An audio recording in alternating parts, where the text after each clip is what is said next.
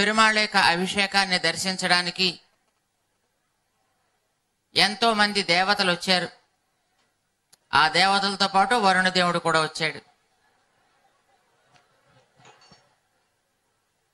గోదాదేవి దేవతలందరికీ ప్రతినిధిగా వానదేవుణ్ణి చెబుతుంది. ఆళి మழை కన్నా ఉలగినిల్ పెయిదిడాయ్ అని ఆదేశిస్తుంది వానదేవుణ్ణి.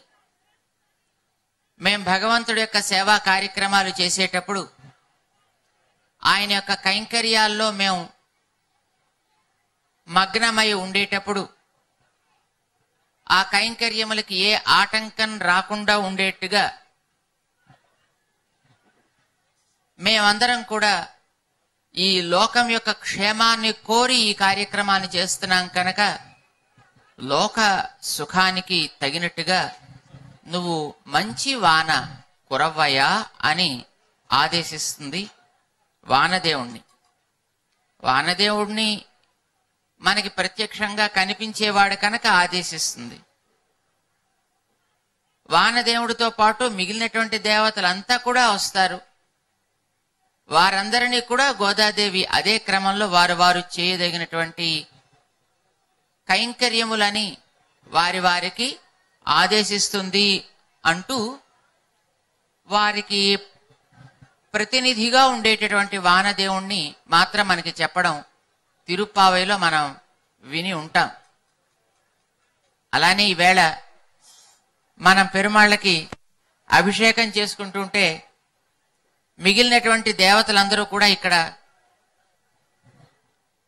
చేరి ఇంతమంది భక్తులు, భాగవతోత్తములు, భగవద్బంధువులు ఈ అభిషేక కార్యక్రమాన్ని దర్శించడానికి చేరినప్పుడు మేం రాకపోతే ఎక్కడ కొరత ఏర్పడుతుందో, లోపం వస్తుందో అని బెంగతోటి వారందరూ కూడా వచ్చారు అనడానికి గుర్తుగా మనకి చక్కటి వాన కురిసింది తెలతెలవారుతూనే. భగవంతుడికి అభిషేకం జరిగేటప్పుడు, ఇలాంటి పవిత్రమైనటువంటి కార్యాలు జరిగేటప్పుడు కూడా మన ఇండ్లల్లో జరిగినట్టయితే మన ఇంటిని జాగ్రత్తగా కడిగి శుద్ధి చేసుకుంటాం. మరి లోకం కోసం జరిగేటటువంటి మంచి కార్యక్రమం మనం అందరం కలిసి చేసుకునేటటువంటి కార్యక్రమం కదా ఈ పెరుమాళ్ళ అభిషేకం అనే కార్యక్రమం. మరి ఇలాంటి కార్యక్రమానికి మనం ఊరంతటినీ చక్కగా కడిగి శుద్ధి చేసుకోవాలి. కానీ మరి మనకేమో అంత ఓపిక లేవాయే. అందుకోసమనే భగవంతుడే ఆ బాధ్యతని మేమే తీసుకుంటాం అని మొత్తం మన ఊరంతటినీ ఒకసారి అభిషేకానికి తగినట్టుగా శుద్ధి చేసి చక్కటి వాన కురిపించి వాతావరణాన్ని ప్రశాంతంగా చల్లగా తయారు చేశాడు. మనం ఈ అభిషేక కార్యక్రమాన్ని సేవించుకుంటూ ఉంటే దేవతలతో పాటు భూదేవతలు కూడా ఇక్కడికి ఎంతో మంది విచ్చేశారు. విలక్షణమైనటువంటి వేద పండితులు, పెద్దలు. మీలో చాలా మంది గతంలో శ్రవణం చేసి ఉంటారు. వేదాల్లో అపురూపమైనటువంటి ఒక వేద శాఖ ఉంది. దానికి మైత్రాయణి అని పేరు. ఆ మైత్రాయణి శాఖ అనేటటువంటి ఆ వేద భాగాన్ని మన విద్యార్థులకి అందరికీ కూడా నేర్పి తద్వారా ఆ వేద శాఖని మరికొంతమంది నేర్చుకోవడానికి అవకాశం కలిగించినటువంటి ఒక ఉత్తములైనటువంటి వేద పండితులు కూడా ఈరోజు కాకతాళీయంగా ఇక్కడికి రావడం జరిగింది. అది కాకతాళీయం అనంటే భగవంతుడి యొక్క సంకల్పం అని అర్థం అన్నమాట. మనం కోరుకుంటే జరగవు అలాంటివి. వారెక్కడో దక్షిణ దేశంలో అంటే తమిళనాడులో చిదంబరం అనేటటువంటి పేరు మీరు వినుంటారు. నటరాజస్వామి యొక్క ఆలయం. చిదంబర రహస్యం మనకందరికీ ఆ పదం తెలుసును. అద్భుతమైనటువంటి ఒక దేవాలయం అక్కడ. ఆ దేవాలయానికి పరంపరగా వస్తుండేటటువంటి దేవుడి యొక్క ఆరాధకులు, అర్చకులు ఉంటారు. అలాంటి ఒక 500 కుటుంబాలు ఉన్నాయి అక్కడ. 500 మంది ఉంటారు సుమారుగా. అందులో ప్రసిద్ధంగా ఉండేటటువంటి వారు కొందరు. అలాంటి ఒక ప్రసిద్ధమైనటువంటి వంశానికి చెంది కేవలం ఒక వేదాన్ని కాకుండా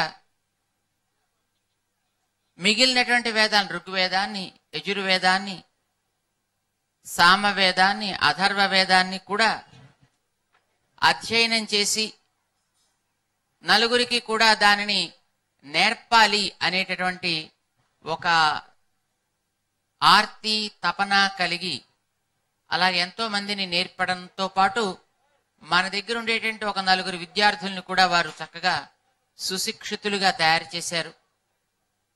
మనం గతంలో సీతానగరంలో జరిగే కార్యక్రమాల్లో వీరికంటే వృద్ధులైనటువంటి గురువు గారు మరొకరు ఉండేవారు. బొంబాయి పక్కన నాసిక్ అనేటటువంటి ప్రాంతంలో వారు సుమారుగా ఒక 4-5 నెలల క్రితం వారు పరమవదించడం జరిగింది. ప్రసిద్ధమైనటువంటి అలాంటి వేదశాఖ అధ్యయనం చేసినటువంటి మహానుభావులు ప్రస్తుతం మన భారతదేశంలో వీరొక్కరే. వారు మన విద్యార్థులకి నేర్పి ఆ శాఖకి మరికొంత ఆయుష్ పోశారు వారు. అలాంటి మహానుభావులైనటువంటి వేద పండితులు ఇక్కడికి వచ్చి వారు కూడా ఈ పూట మన కార్యక్రమాన్ని దగ్గరుండి స్వయంగా నడిపిస్తున్నందుకు మనం అందరం కూడా అదృష్టవంతులం. అయితే వారు తమిళమే మాట్లాడతారు. నిన్న రాత్రి ఇక్కడ మన రాజుగారు మీరు కూడా దగ్గరుండి నడిపించండి కార్యక్రమాన్ని అంటే, నేనేం చేస్తాను, నాకేం తెలియదు కదా, ఇక్కడ భాష అది రాదు కదా అన్నారు. అయితే జ్ఞానులైనటువంటి వేద పండితులు, మహానుభావులు, పెద్దలు వారు నిజానికి ఏం చేయాల్సిన అవసరం లేదు. వారు అట్లా ఉంటే చాలన్నమాట. మనం ఆకాశంలో సూర్యుని చూస్తున్నాం. ఏం చేస్తాడు సూర్యుడు? ఏమండి గుడ్ మార్నింగ్ అని ఎవరైనా పలకరిస్తాడా? పలకరించాడు. పోనీ ఎప్పుడైనా మనకేదైనా ఒక అవసరమై మనం చెబితే వింటాడా? ఏమో తెలియదు. పోనీ మనతో మాట్లాడతాడా? లేదు. మన దగ్గరికి వస్తాడా? అమ్మో ప్రమాదం. ఆయన ఏం చేయక్కర్లేదు.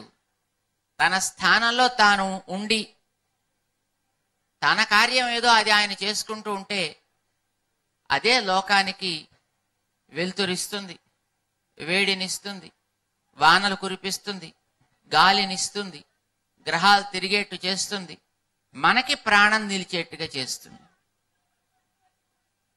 మనలాంటి కొన్ని కోట్ల జీవరాశులకి బ్రతుకు ప్రసాదిస్తుంది. సూర్యుడు ఆకాశంలో ఉంటే చాలు కదా. అట్లానే వేదాన్ని అధ్యయనం చేసినటువంటి జ్ఞానం కలిగినటువంటి మన ఆచార్యుల వంటి మహనీయులు వారు అలా ఉంటే చాలును. మన కార్యక్రమాలు సవ్యంగా వాటంతటవి సాగుతూ పోతూ ఉంటాయి. సరే, ఈ పూట ఆ మహానుభావులు కూడా వెంచేశారు. ఈ పూట అభిషేక కార్యక్రమాన్ని మనం జరుపుకోవడానికి పూర్వ రంగాన్ని, అంటే ఎందుకు మనం ఈ అభిషేకాన్ని జరుపుకుంటున్నాం అనేటటువంటి విషయాన్ని మనం కొద్దిగా ఒక మాట తెలుసుకుని అప్పుడు మన కార్యక్రమాన్ని ప్రారంభం చేసుకుంటాం. అది 1993 సంవత్సరం అక్టోబర్ నెల. అప్పుడు కూడా ఇట్లానే మన సీతానగరం ఆశ్రమంలో ఉత్సవాలు జరిగాయి. ఆ ఉత్సవాల్లో దీపావళికి మరునాడు జరిగేటటువంటి నాకు తిరునక్షత్రోత్సవాలు పూర్తయిన తర్వాత ఆ రోజు రాత్రి మనం ఆరాధన చేసుకునేటటువంటి స్వామికి కాసేపు సరదాగా బయటికి వెళ్ళాలనిపించినట్టుంది. ఆయన కొంతమంది తనకి ఇష్టమైనటువంటి భక్తులనో వ్యక్తులనో పిలుచుకుని, వాళ్ళకి మామూలుగా లోకంలో మనం దొంగలు అని పేరు పెడతాం,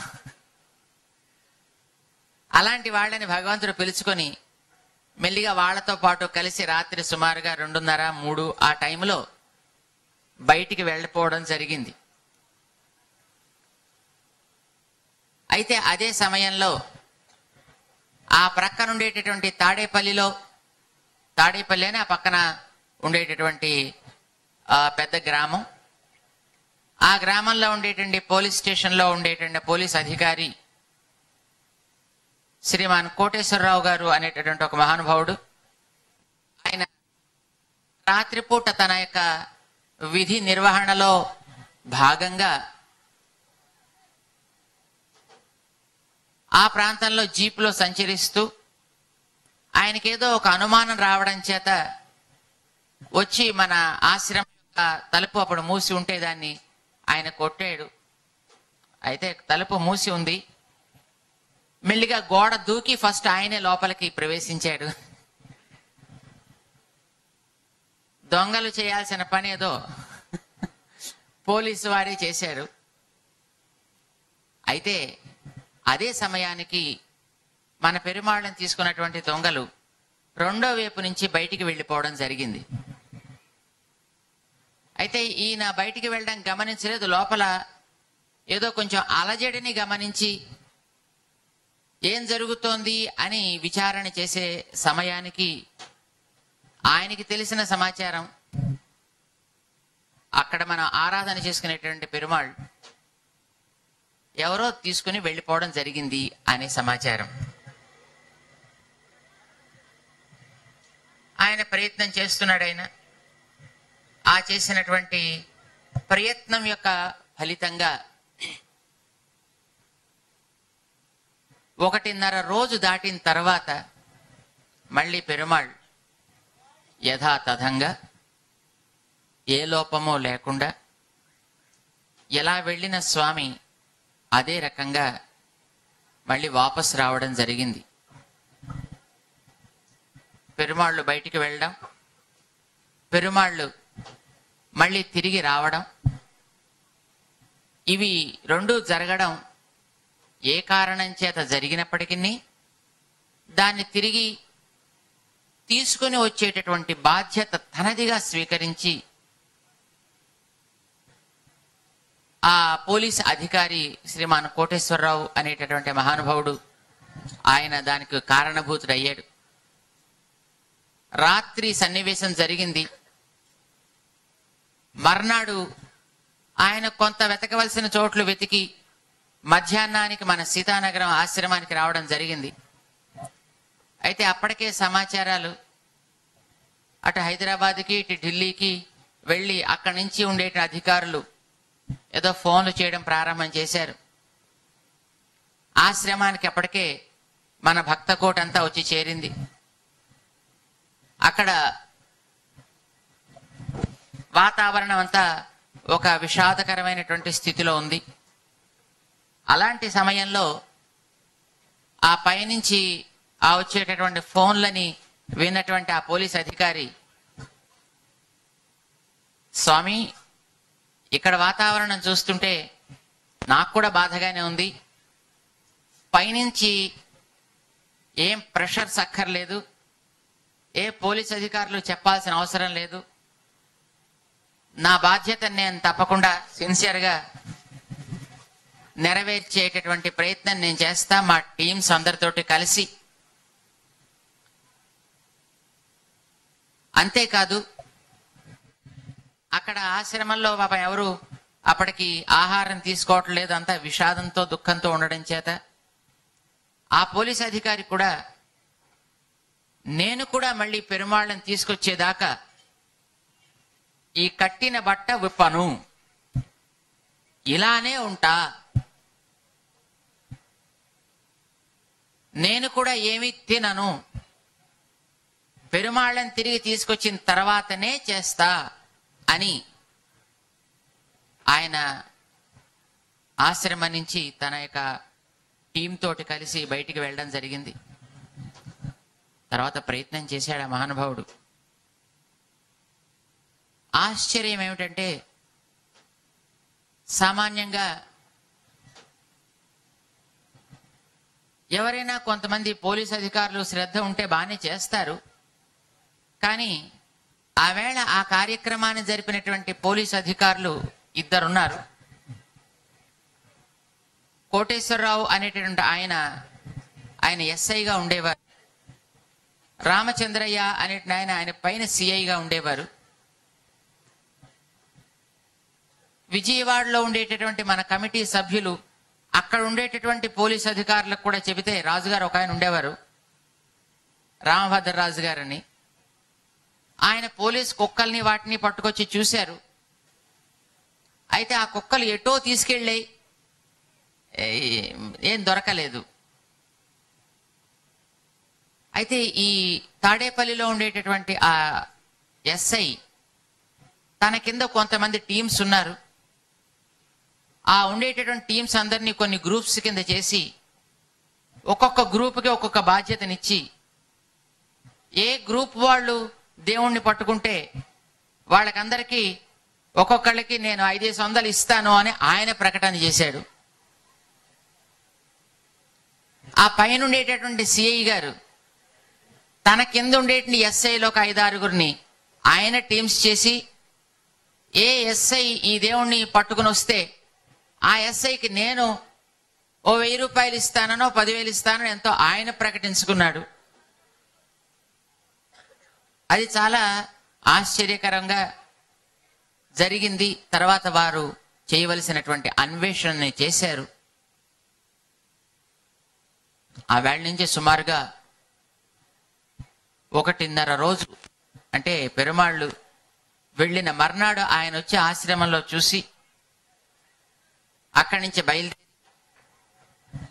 సుమారుగా 1.5 రోజు, అంటే సుమారుగా పెరుమాళ్ళు వెళ్ళిన తర్వాత 3rd డే కనమాట, 3వ నాటికి పెరుమాళ్ళు ఉండేటటువంటి అడ్రస్ కనుక్కోవడం జరిగింది. పోలీస్ కుక్కలు ఒకవైపు దారి చూపించాయి.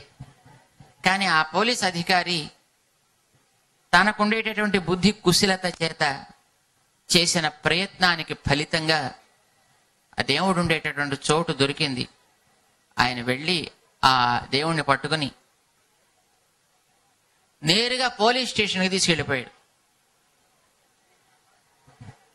అయితే అప్పటికే దాని విషయంలో ఎంతో అలజడి జరిగింది. అది ఒక కేసు కూడా దాని విషయంలో ఒక ఫైల్ అయింది. అందుచేత దేవుణ్ణి నేరుగా తీసుకొచ్చేటటువంటి అధికారం వాళ్ళకు కూడా లేకపోవడం చేత తీసుకెళ్లి పోలీస్ స్టేషన్లో పెట్టుకుని,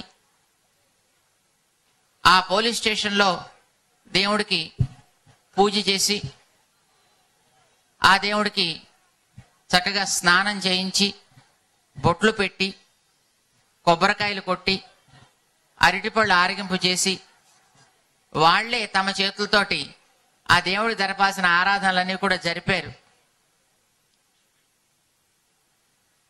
దేవుణ్ణి పట్టుకున్న తర్వాత ఆయా పోలీస్ అధికారి నేరుగా ఆశ్రమానికి వచ్చి, దేవుణ్ణి ఇవ్వడానికైతే ఇంకా అవకాశం లేదు, కానీ స్వామి దేవుడు పోలీస్ స్టేషన్లో సుఖంగా ఉన్నాడు అని ఆయన సమాచారం చెప్పడం జరిగింది.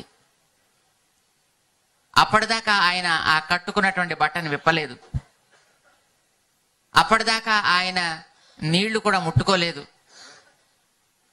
ఆయన సమాచారం చెప్పిన వెంటనే ఒక పండు ఆయనకి ఇస్తే ఆయన అప్పుడే ఆ పండు తిని ఆ తర్వాత జరపాల్సినటువంటి కార్యక్రమాల్ని జరిపినటువంటి మహనీయుడు. దేవుణ్ణి ఆయన పట్టుకుని తిరిగి మళ్ళీ తీసుకొచ్చి, ఆ తర్వాత అధికారులందరితోటి కూడా మాట్లాడి కోర్టులో జరగాల్సినటువంటి ఏదో ప్రాసెస్ ఏదో ఉంటుంది, అదంతా కూడా తర్వాత మెల్లిగా జరుపుకోవచ్చును అని వారందరినీ కూడా ఒప్పించి, ఆ తర్వాత జరగవలసినటువంటి మర్యాదలతోటి, అంటే పోలీస్ స్టేషన్ నుంచి ఆ మర్నాటి సాయంకాలం, అంటే చతుర్థి నాటి, కార్తీక శుక్ల చతుర్థి నాటి రాత్రి పెరుమాళ్ళని అక్కడి నుంచి వారు రకరకాలైనటువంటి మర్యాదలతోటి, ఇటు పక్కన కృష్ణా జిల్లాకు సంబంధించినటువంటి పోలీసు అధికారులు కూడా సంతోషం కలిగింది, ఇలా దేవుడు దొరికాడని తెలియగానే వాళ్ళు మర్యాదలతోటి తిరిగి మన శ్రీరామచంద్ర ప్రభువుని తన పరివారం అందరితోటి కలిసి ఆశ్రమంలో చేరేట్టుగా చేశారు. ఆ వచ్చిన తర్వాత మాకు తెలిసింది, ఆ పోలీస్ అధికారి ఒక ముళ్ళ పొదలో దేవుణ్ణి పట్టుకున్నాడే. విగ్రహాలన్నీ కూడా ఒక ముళ్ళ పొదలో ఉన్నాయి. అయితే ఆ పోలీస్ అధికారి ఆ పొదల్లో దేవుణ్ణి చూడగానే అమాంతం విగ్రహాలను తీసుకుని ఆయన హృదయానికి హత్తుకొని తనతో పాటు ఉండేటటువంటి ఓ 6-7 టీంతో కలిసి ఆ ముళ్ళ పొదలోనే కాసేపు పొర్లీశారు. వాళ్ళు గెంతులు వేశారు. అయ్యో అవి ముళ్ళు తమకి ఒంటికి అవి గుచ్చుకుంటున్నాయి, బట్టలు చిరిగిపోతున్నాయి అనేది కూడా వాళ్ళేం గమనించలేదు. వారికి కలిగినటువంటి ఆ దేవుడు దొరికిన ఆనందం అపరిమితం, అంతులేనంత ఆనందాన్ని, వారికి ఏదో చంద్రమండలం మీదికి వెళ్ళినటువంటి ఆనందం ఆ పోలీస్ అధికారి వారందరూ కూడా అనుభవించి, అదే ఆనందంతో అదే సంతృప్తితోటి వారు ఆ దేవుణ్ణి చతుర్థి నాటి సాయంకాలానికి ఆశ్రమానికి చేర్చారు.